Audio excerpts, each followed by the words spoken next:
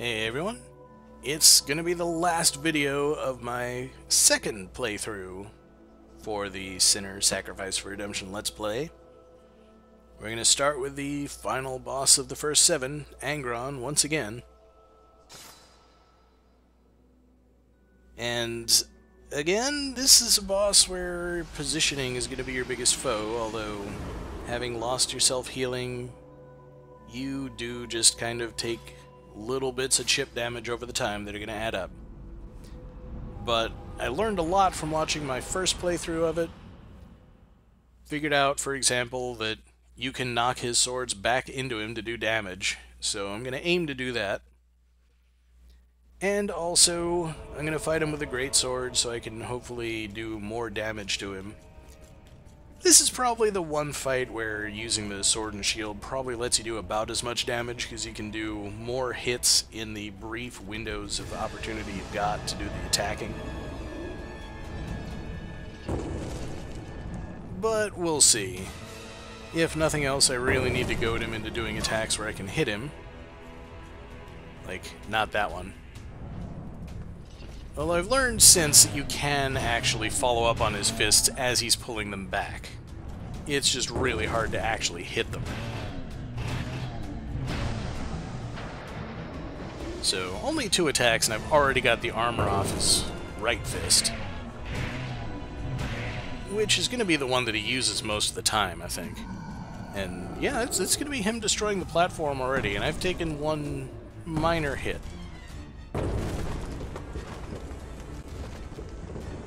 So, the targeting doesn't work. Eventually I learn this and just start not targeting if I'm going to be throwing spears or pots at him. And I'm not sure that the pots ever do anything to him.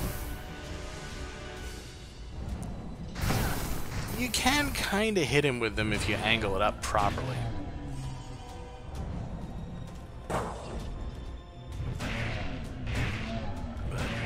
Yeah, the sword and shield might be more effective when he's still got the gauntlets on, but I think you can do more damage with the greatsword afterward.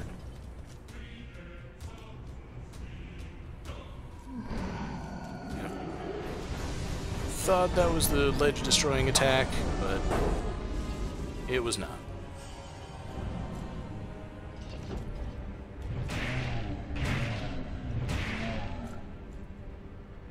That, I think, was some decent damage, and I really wish that I had more time to get those swords out of the way, but I almost died in that attack. That would have been a one-hit kill, I think, if I hadn't been rolling out of the way just at that time.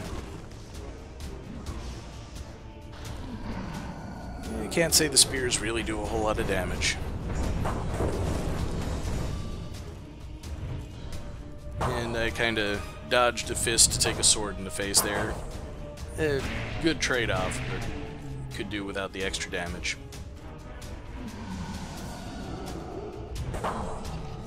That time he is actually destroying the ledge.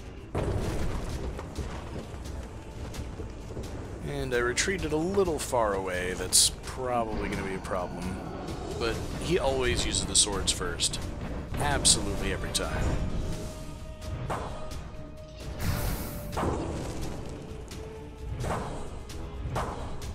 And I think I'm getting some appreciable damage out of knocking them back at him. So I've kind of let myself get boxed into this little peninsula on the side here. Nearly got thrown off the ledge. And I don't have my healing item equipped. That would have been a problem. But I recovered. In both senses, I guess.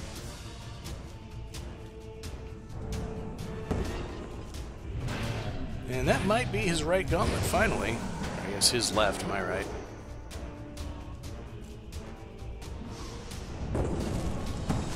I was really expecting at that point he'd destroy the last part of the ledge, but he's going for a couple more attacks. I'm surprised. Because again, the closer you can get to killing him before he takes out the last part of the ledge, the less time you have to spend fighting on this tiny strip of land at the very end. So I think I'm in very good position. And we'll just get in those last couple of lightning spears. Go for some sword damage while taking lava balls in the face. Not ideal. But, yeah, we're done. And this time, I've learned my lesson. I'm going to give myself an extra heal before attempting to destroy the boss's body. This is very awkward. But there we go. No bosses redeemed. No health upgrades. I have to fight Adam in the weakest possible state you can possibly be in. I'm ready. There's no reason to hesitate at all. Nobody to utterly fail to talk to because they no longer have a talk prompt. We're just going for it.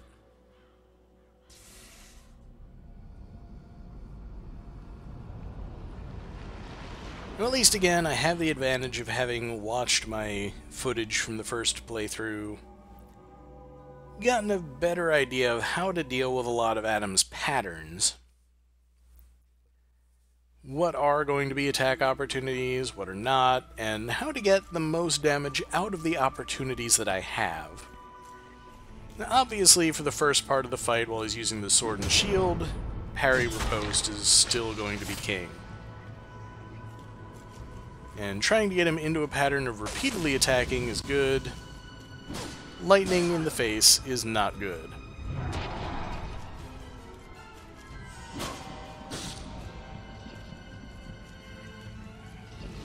And I need to find better opportunities to attempt to heal. Because I think I'm already done.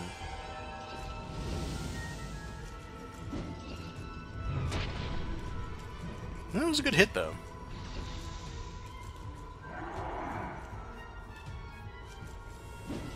I really wish I knew what this fire element thing does. I don't think it increases his attacks at all. I don't know if it makes him more aggressive. It really just seems to make him look a little different.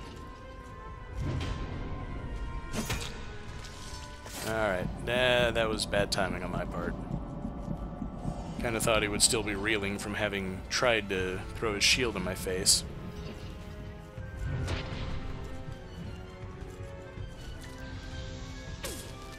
But one thing that I've learned is you can actually capitalize with follow-up attacks. So where I was in the first fight hitting him once and then running away, this time I might actually go in for, hitting him twice and then running away. Which should finish the fight in half the time. Especially as I now have no healing left, so I don't have to worry about when to find opportunities to recover. I just have to beat him without getting hit.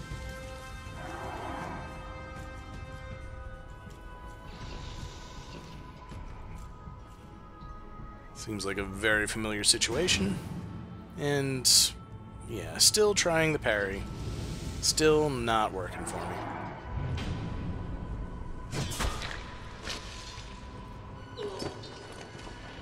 You have to love the physics on the whole flop to the ground and then die and throw yourself into the air again.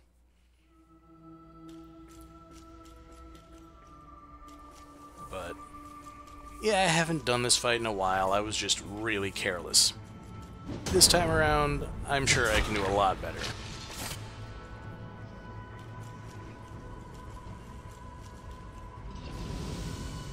Also learning to watch for the lightning spell and get away from him. That's a big part of success in this fight.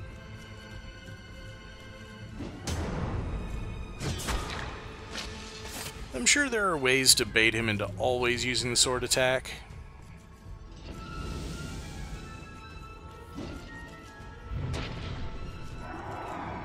But we're nearly to the part of the fight where he pulls out his greatsword. There we go. Not going to run in for an attack, although it is a prime time to hit him with some lightning spears. And no, I don't think I'm ever going to be brave enough to try parrying his lightning spears. It could probably be done. I'm just not going to try it.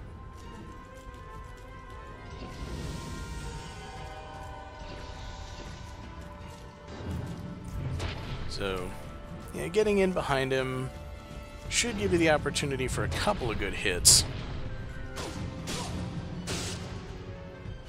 In that case, I didn't get away in time. But 2 sword swings and a roll in the other direction should be well within my stamina capabilities.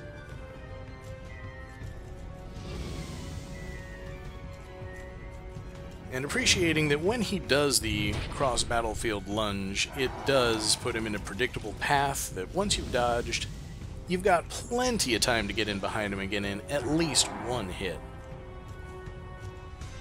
It is that fire buff again. You know, it's not the equivalent of the fire buff that you get, because that's that. And again, attacking him while he's still helpless, taking advantage of that combo attack where he never manages to hit you with the second one. I mean, I'd be interested in knowing, is it even possible to get hit with that follow-up attack he does?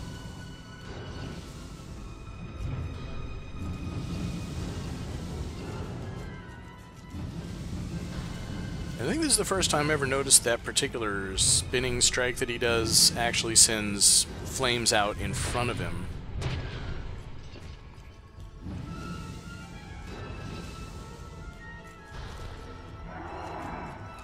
But, yeah, this is exactly the same fight that it was the previous time. I could probably have actually hit him there and gotten away, but you gotta play defensively when you can, gotta avoid taking chances, gotta get right on the edge of that explosion, of course, and just watch for that attack, because that's when you do your damage. And just position yourself at the right distance to lure him into that specific pattern.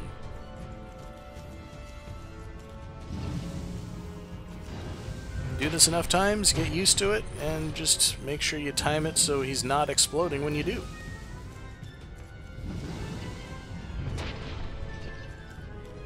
Yeah, I didn't even notice whether that was the attack that sends out the 3 flames in front of him or not, because I wasn't looking, but there we go. That's a lot easier than it was the first time around, definitely.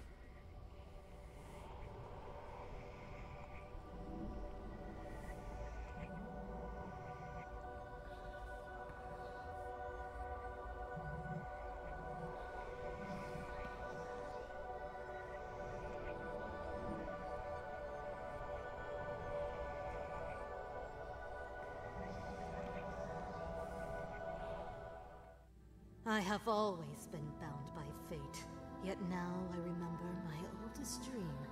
To take back my throne, to rule forever. If this is a dream, so be it. Let me sleep. I refuse to bear the burden of sin. My fate is my own, and my kingdom will never fall. So yay, we get a different cutscene, and otherwise the endings seem to be pretty much the same.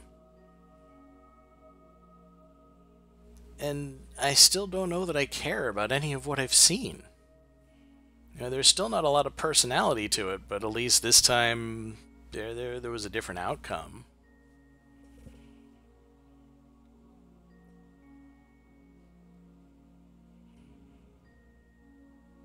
And our reward for beating the game in this way, with no health upgrades, as difficult as it could possibly be?